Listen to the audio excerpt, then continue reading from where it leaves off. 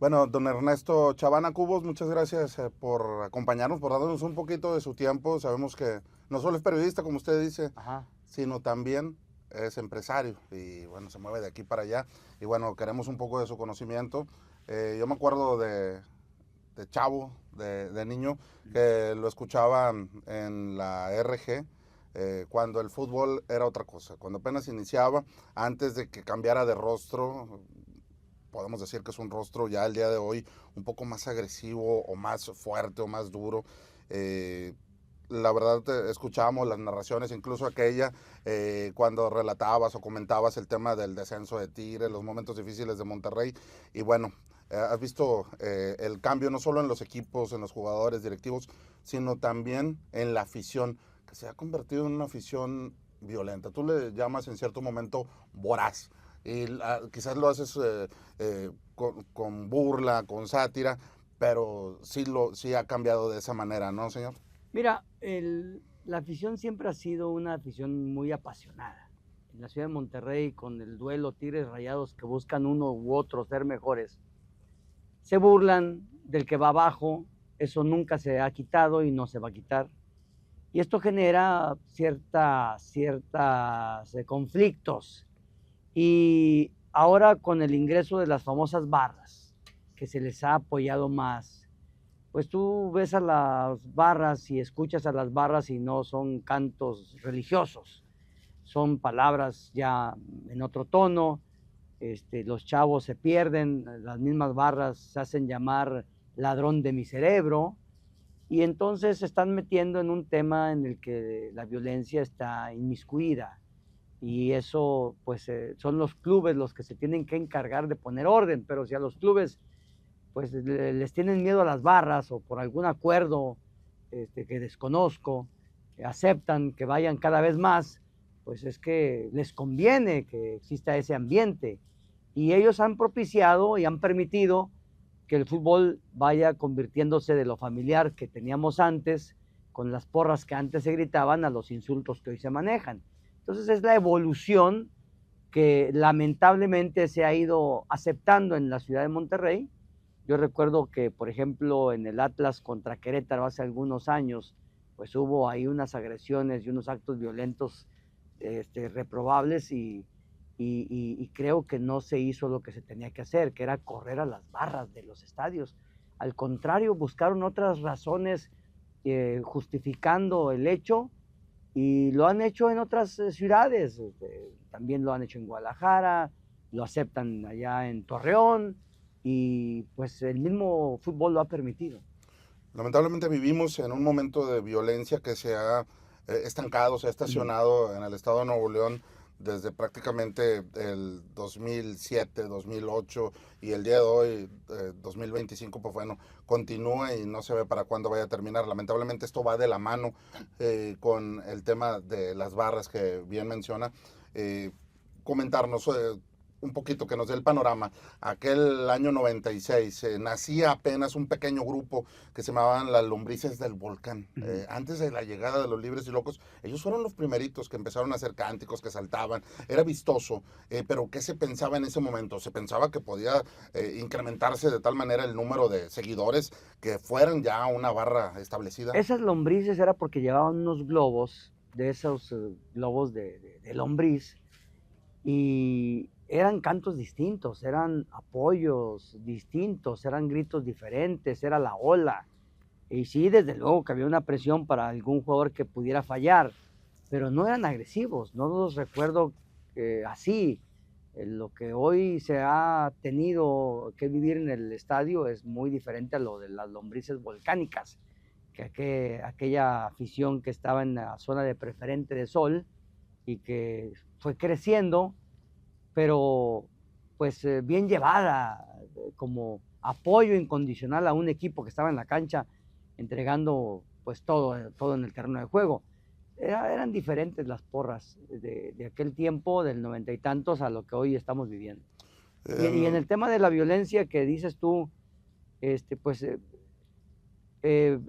pareciera que estratégicamente se empezó a enfocar cierto, cierto tipo de cosas que nosotros no estábamos acostumbrados, y con el paso del tiempo lo fuimos normalizando. Y creo que ese fue el principio de un cambio en la vida de los mexicanos, con esos actos violentos y con la llegada de los, ¿cómo le llaman ahora? Los del Estado, y que esto, y fue un cambio completo en el país, el que hemos vivido desde el 2007, 2008 a la fecha, que no estamos en paz. Yo recuerdo que las primeras pleitos, peleas entre barras, uno de ellos fue en el Tecnológico de Monterrey, afuera, que incluso, creo, si no estoy equivocado, a un policía le sacan un ojo. Son entre las mismas peleas de los libres y locos con la adicción, los primeros estragos que hacían en la sociedad. Y bueno, ahí se veía que iba a haber algo más fuerte. Y bueno, finalmente llegó entre los mismos aficionados. El día de hoy, ¿hay algún límite que se les pueda poner? ¿Sí se podría? ¿O las conveniencias, el miedo, como usted dice, no lo va a permitir? Los clubes son los que tienen que, mira, si tú y yo vamos contra una barra, nos va como en feria. Entonces los que tienen la sartén por el mango, pues son los clubes, y ellos sabrán por qué no los echan. No sé qué beneficio puedan recibir, pero pues les conviene tenerlos ahí, los están apoyando constantemente. Ahí, desde luego, no quiero generalizar, hay muchachos que llegan a las barras con una intención sana, pero ya estando ahí, pues se enseñan a aullar, como cuando dicen, el que con lobos anda, a aullar se enseña. Y de ahí van creciendo algunas maneras de pensar diferentes cuando a lo mejor se acercan con una buena intención. Si Ernesto Chavena fuera presidente de algún club, ¿usted mantendría a la barra o le limitaría o simplemente lo saca En mi del equipo estadio? no habría barras, habría afición apasionada, como siempre la hemos tenido, pero no permitiría yo la entrada de estos barristas. En una ola que llegó de Argentina, en unos cánticos que llegan de Argentina, en aquellos años que se les permite y se forman aquí los grupos, que empezaron bien como grupos de animación, y luego se conocimos el verdadero rostro de ellos. En Pachuca. Y que hoy, sí, y que hoy lamentablemente pues tienen miedo, nadie dice nada. El único que está hablando del tema soy yo, ahorita que me atrevo a tocarlo después de la pregunta que me haces, pero yo no veo que ninguna televisora se interese en abordar el tema como lo estoy tocando en este momento. Respeto las políticas de todos, los convenios, y mientras los clubes no digan nada y estén a favor de esto va a seguir. ¿Hasta cuándo? Hasta que ocurra una tragedia, que ya han ocurrido, pero pues no ha pasado nada. En tu camino periodístico, en esta carrera muy bonita que es la locución, y que platicabas con futbolistas, que de repente te echaban una llamada, ¿no te tocó ningún futbolista que dijera, sí, sí me tocó convivir con estas personas y pues lo hacen, extorsionan o piden dinero a cambio del apoyo? Nunca, para empezar, nunca me acerqué con un futbolista para encontrar amistad. Mi trabajo era estar en la radio, ser un crítico objetivo, porque a veces la amistad con alguien frena una opinión o una crítica. Entonces yo no buscaba tener relación de amistad con nadie, siempre me dediqué a ver el partido, a analizarlo, irme a mi casa y al día siguiente entrar en la radio y hacer un comentario en torno al partido, a lo que yo había visto, pero nunca en una entrevista hablé con un futbolista para cuestionarle si había una extorsión o no de ese tamaño. Además, éramos demasiado blancos en aquel tiempo, demasiado jóvenes para andar pensando que algún futbolista se viera afectado por eso. Y le hacíamos solamente los cuestionamientos relativos a lo que había pasado en el partido. Nada que ver con que hubiera presiones externas para que entregaran ciertos resultados. Tu misma manera de cuestionar, también el tono de la estación, que era polémica, lo sabíamos perfectamente, y el que quería lo escuchaba, y el que no, pues simplemente le apagaba. ¿No te llevó nunca o qué fue lo más fuerte que tuviste con algún aficionado que se acercara contigo, como lo hacen hoy más fuerte, y que te encarara o de alguna manera que se pusiera enfrente de ti a reclamarte cierto comentario? Nunca. El trabajo que hacíamos nosotros, la gente lo entendía que era de polémica, y como nosotros manejábamos de repente una crítica a un equipo, y a la siguiente semana era la crítica al otro equipo, o sea, sí éramos realmente imparciales nosotros. Había algunos comentaristas en mi época que sí se canteaban del lado de Tigres, otros del lado de los Rayados, pero en el caso específico mío, pues de hecho la gente me sigue preguntando a qué equipo le voy, si a Tigres o Rayados. Siempre guardé un respeto a las dos instituciones, nunca me canteé para un lado o para el otro, y me mantuve siempre en una línea de objetividad que la sigo llevando. De repente veo un partido de Tigres y los critico, o veo un partido del Monterrey y de igual manera los critico. No soy Rayado, no soy Tigre, no siento nada por los colores, sigo haciendo un trabajo de comentarista deportivo cuando me toca hacer esa chamba, y es lo que hago realmente. Tiempo en que tú estuviste de comentarista deportivo, de fútbol, pues hubo un tono ahí que pintaste de amarillo y azul, recuerdo cuando te rapaste. Ahí, ¿por qué motivo lo hiciste? ¿No hubo así un latido más fuerte del corazón? No, no, lo que había era necesidad. En aquel tiempo era el descenso de los Tigres y había una manera de hacer negocio. Entonces lo que hice fue apostar mi cabellera sabiendo que Tigres difícilmente iba a salir adelante. Yo sabía que había un 80% de posibilidades que Tigres descendiera, pero yo sabía que si yo adoptaba esa posición, le daría cierta confianza a muchos aficionados. Y entonces había una empresa, que era Cervecería Cuauhtémoc, que me acerqué y les dije, oye, ¿sabes qué? Voy a hacer una apuesta, me voy a rapar. Y el acuerdo fue que después de la rapada me iba a poner una gorra de carta blanca.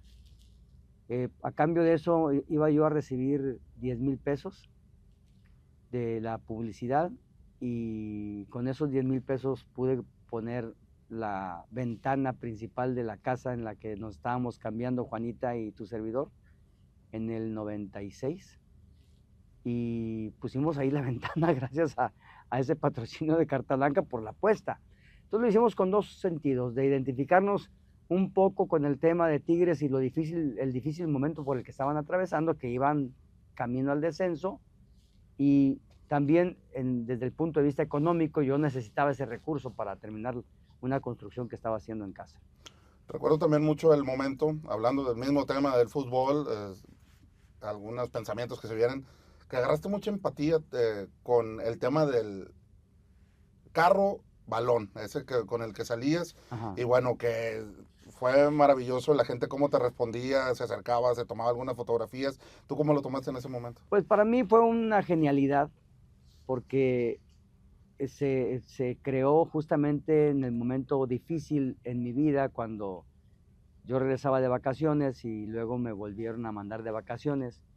No fue por mi gusto, fue por una necesidad de la compañía o por necesidad de quien en ese momento tomó la decisión, que fue don Roberto. Y me acuerdo que me cantó, te vas porque yo quiero que te vayas, y a la hora que yo quiera te detengo, te me vas de vacaciones. Entonces yo me sentí pues mal, y dije, pues si acabo de regresar de vacaciones y me vuelven a mandar de vacaciones es porque no me quieren. Y me acuerdo que me fui a la imprenta que tenía el mismo don Robert, porque yo trabajaba en su imprenta, era el director comercial, vendía la publicidad para su revista de Fútbol al Día, y entonces ahí estaba yo palomeando, hojeando algunas cosas, unas revistas, y vi un carro que estaba por salir, y era una revista de fútbol, y no me acuerdo de qué país era, y entonces dije, este coche puede ser un balón de fútbol. Y cuando se me ocurrió, me fui con los patrocinadores, les vendí la idea, aceptaron, y con eso compré un coche que me costó en aquel tiempo, en el año 2000, 160,000 pesos. De publicidad vendí pues los 160,000 pesos. Haz de cuenta que me salió gratis el carro. Entre los patrocinadores estaban Thermotec, Carta Blanca, Coca-Cola, Urrutia y compañía, Romo Rodríguez, estaba, creo que eran los principales, y en algún momento dado creo que entró hasta Coca-Cola. Y gracias a esos patrocinios pudimos sacar el balón, lo forramos como si fuera bueno, sacamos el carro que lo hicimos balón, y pues se hizo famoso en Monterrey, porque donde quiera que pasaba el carro, pues sabían que era de Chavana, era el Chavana Móvil. Y pues jaló tanto que después hubo gente que quiso imitar, haciendo una campaña de cómprame tu carro y se va a pagar con publicidad y te lo vamos a rotular, y resultó fraude en aquel tiempo. Muchos fraudes. Muchos fraudes de aquella idea que salió del Chavana Móvil. Bueno, ahora vamos de ese brinco, porque finalmente dicen que de amor no vive el hombre. Uh-huh. De ahí me imagino que es cuando notaste que podías ser algo más que un locutor, ya brincaste a la mente empresarial. Bueno, de niño siempre me gustó el negocio. A mí me gustaba mucho el tema de las ventas. Vendía cosas de niño, vendía ristras de chorizo, vendía plumas, vendía alcancías, y ganaba buena lana vendiendo en la calle, cuando se podía andar a gusto en la calle. Y aprendí mucho eso, es el tema comercial, porque mi papá también me ayudó mucho en el enseñarme a vender. Papá era vendedor de muebles, y luego iba y cobraba, cuando la gente era más honesta que hoy. La gente de antes, llegabas a su casa, tocaba la puerta, el abono, y salían y te pagaban.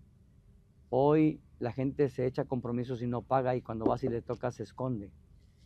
Antes no, antes éramos muy honestos, y papá me enseñó esa onda de la venta, y en el 98, antes del 2000, yo ya había incursionado creando un salón de fiestas infantiles. Me invitaron a colaborar en un salón de fiestas infantiles, y no funcionó la sociedad, y entonces vino el salón de fiestas Dinosaurios, que estaba por la avenida Chapultepec, y la radio en radio nunca tuve un buen sueldo que me permitiera vivir para sostener a una familia de 4 hijos.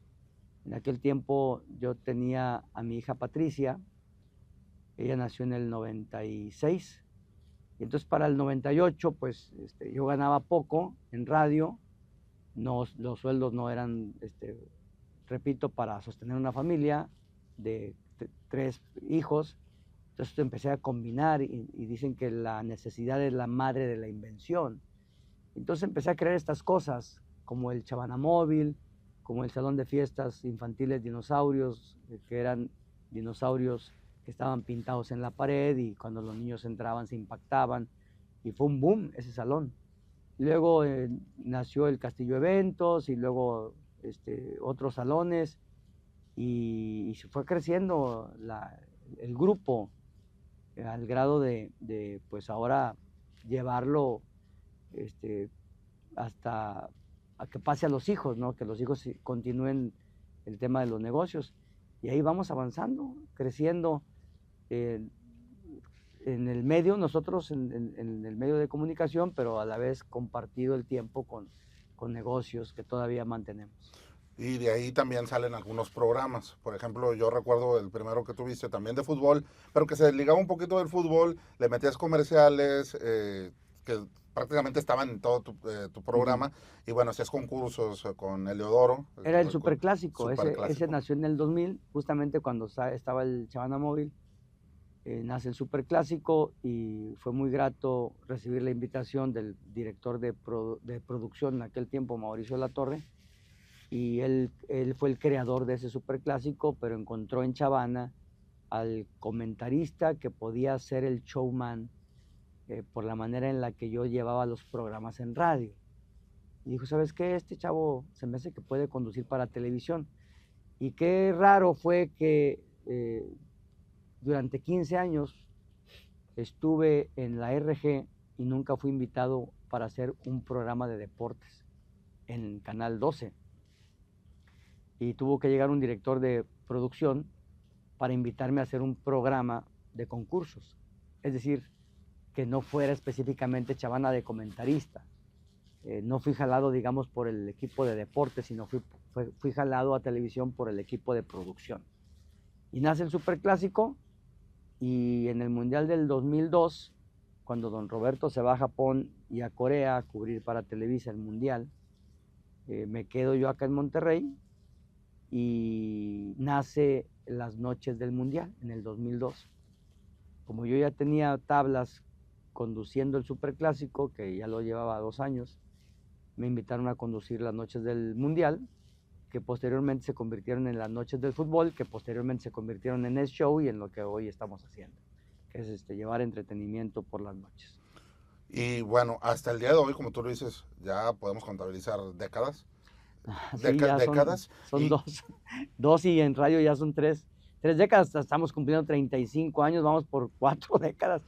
Son 3 generaciones que me han escuchado y me han visto, y que pues yo no sé qué está pasando conmigo, yo me veo igual en el espejo. bueno, es una comparación que yo veo, ¿verdad? El tema de los ratings, porque esto se trata de rating. Y bueno, yo te veo a la par, o luchando, o por encima, o por abajo. Bueno, cada quien dará su punto de vista de recta. Los dos pelean. Uno pelea, uno hace uno, el otro hace otra cosa. Y bueno, los veo así. Pero a lo que voy, tú sacas un punto importante de decir, tuvo que venir el gerente de producción a llevarme a la televisión. ¿No te quedaste con la espinita de decir, yo podía haber estado en el lugar de don Robert en Fútbol al Día, Sí, o en algún espacio? ¿Te sí. viste en Fútbol al Día tú? No me vi en Fútbol al Día, pero hace una semana o 2 semanas vi a Poncho de Nigris. Y Poncho de Nigris me dijo, dijo, a nosotros nos pasó lo mismo que te pasó a ti, esperando a que se retirara don Roberto. Y nosotros nos quedamos esperando a quitarte de la barra nocturna. Si yo me quedaba en deportes, y difícilmente iba a poder llegar a ser como don Roberto, porque don Roberto era la figura. Entonces me sirvió, o sea, por algo pasan las cosas y todo dejamos en manos de Dios. El hecho de haberme salido antes de deportes, don Robert se queda como el líder de fútbol, pero Chavana empieza a crecer en el mundo del entretenimiento. Si yo me quedaba en deportes, no hubiera pasado lo que hoy está pasando.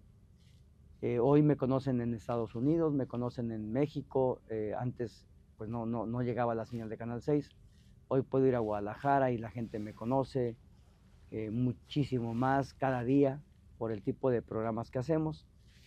Y por algo pasan las cosas en la vida. A veces nosotros pensamos que no está bien y nos desesperamos y renunciamos y abortamos un proyecto, y posiblemente ese proyecto del que estás abortando es el que te va a llevar al éxito. Aunque era el que más querías, porque uno se apasiona del fútbol, ¿no? Bueno, a mí me sacan de la RG, pero no me sacan de la empresa.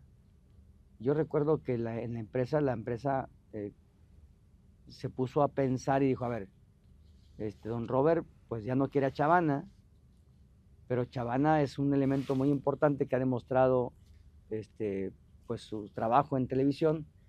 Entonces me interesa mantener a Chavana. Entonces mantengo a don Robert en un perfil que sigue siendo deportes, y mantengo a Chavana en el perfil de entretenimiento, y que no choquen el uno con el otro para que no se vuelvan a pelear. Y así crecimos, o sea, haciendo ya nuestra chamba, nos olvidamos del fútbol. Fue en su momento triste porque yo tenía miedo de qué pasaría con mi vida si yo saliera de la RG. La RG era mi mundo. Yo tenía 15 años ya ahí en la radio. Era mi mundo, era mi vocación. Sentía yo que era muy importante por la polémica que generábamos, los altos niveles de audiencia que teníamos en radio. Y cuando mi carrera termina en radio y me voy a la televisión, sí pienso que la vida del comentarista y de esa profesión específica en mi persona iba a terminar.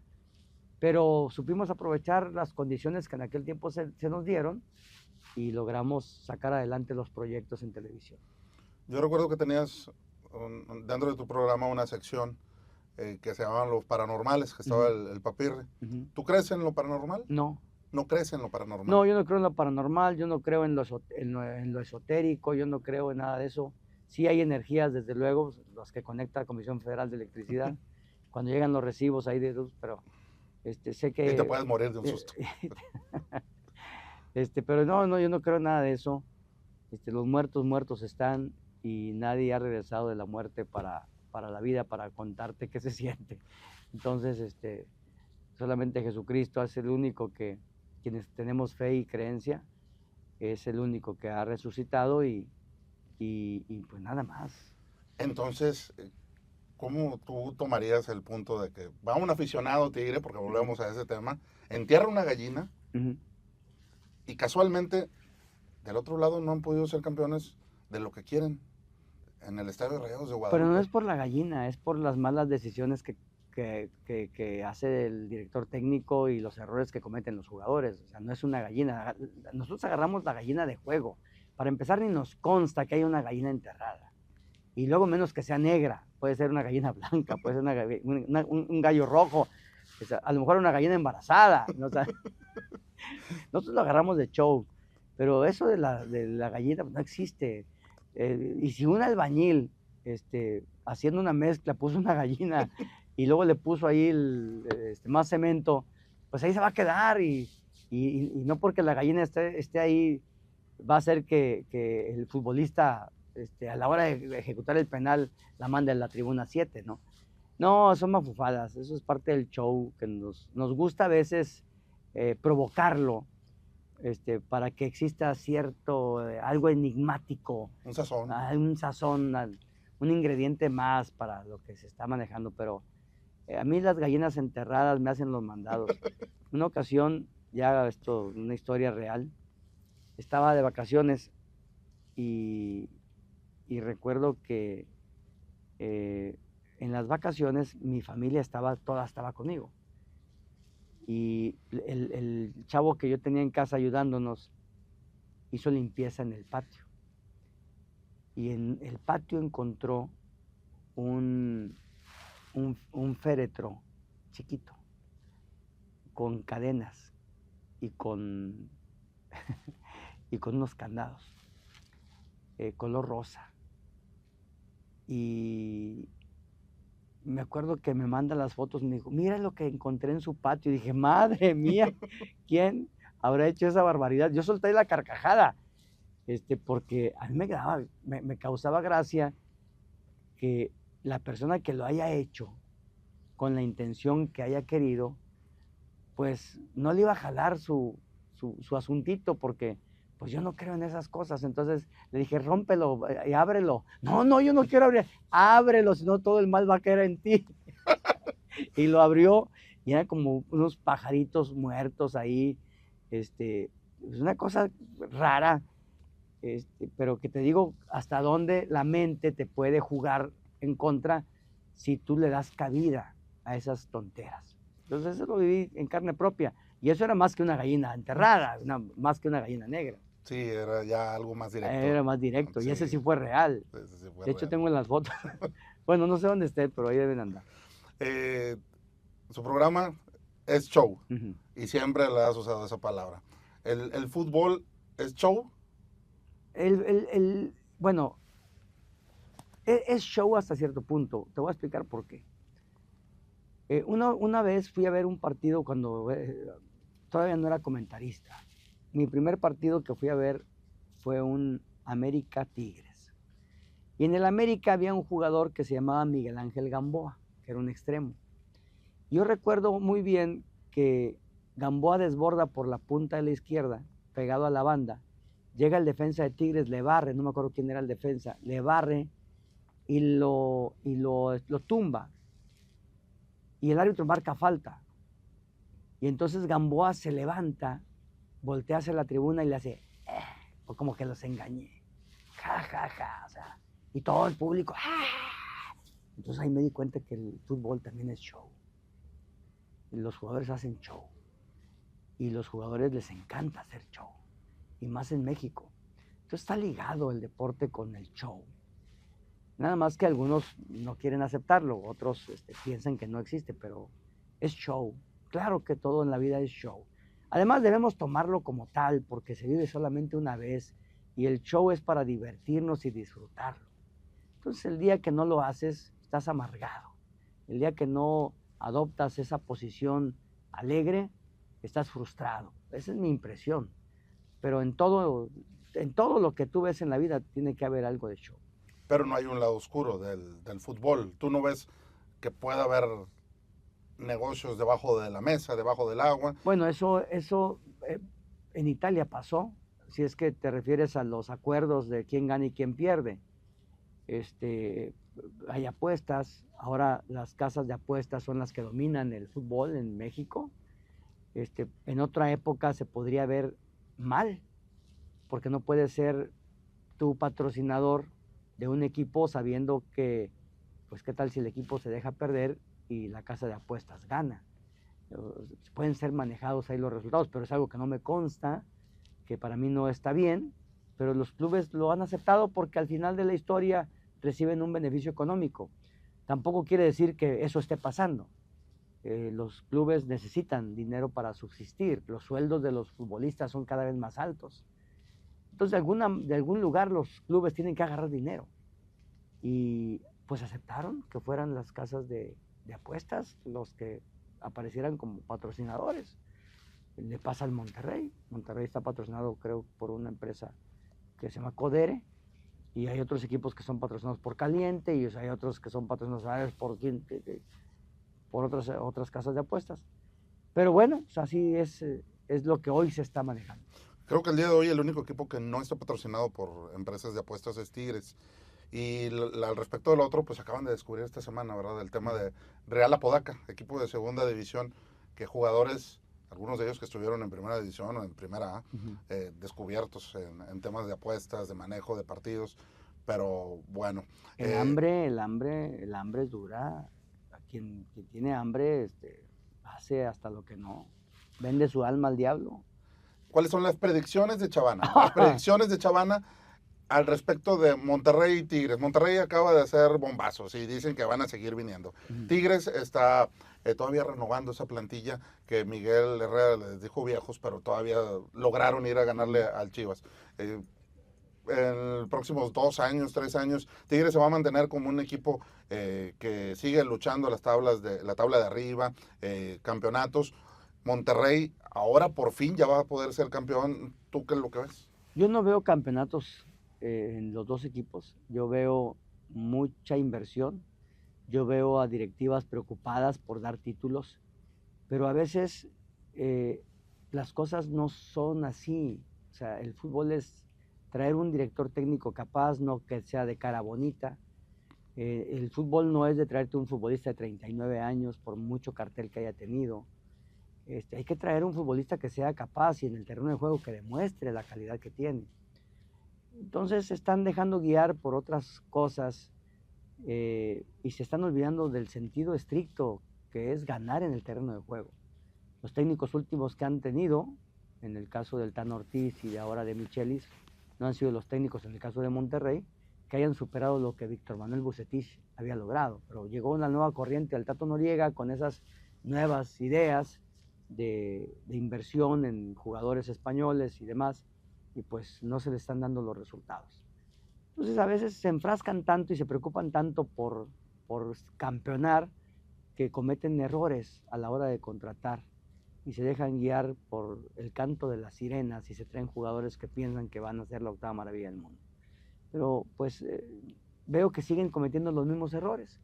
En el caso de los Tigres, fíjate, trajeron a Siboldi y no aspiraban a nada con Siboldi y mira hasta dónde los lleva.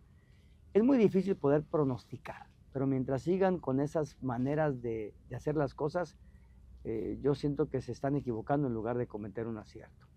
Pero en fin, el destino es el que lo va a marcar. No tengo yo la varita mágica para decir si uno va a calificar o no, pero creo que tienen que corregir.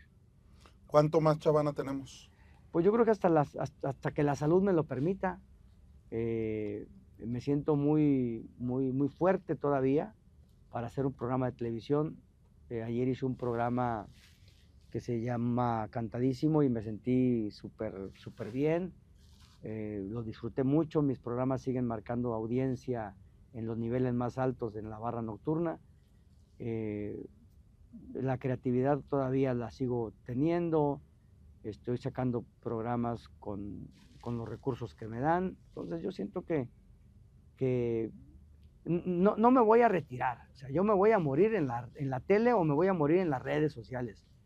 O sea, que ustedes se van a tener que aguantar hasta que me muera. Pero no me pienso ir a mi casa a descansar o irme con mi esposa de viaje. Además, Juani disfruta mucho el trabajo que yo hago y será porque no me ve todo el día, pero cuando estoy en casa pues la llevamos muy bien y salimos y convivimos y tengo una extraordinaria familia, la disfruto mucho. Me gusta mucho andar con mi esposa para arriba y para abajo. Y me gusta mucho hacerla feliz a ella y que ella también me haga feliz y su compañía, con eso estoy más que contento. Le agradezco Al mucho el contrario. tiempo que estuvo con nosotros y bueno, también que dure mucho tiempo aquí en Posta. Claro, estamos en Posta y el contrato era por 6 meses, ya se va a acabar, ¿no? La renovación de contrato. Yo no sé si quieran renovar, pero bueno, por mí yo encantado de la vida. Un gusto poder estar en Posta. Gracias.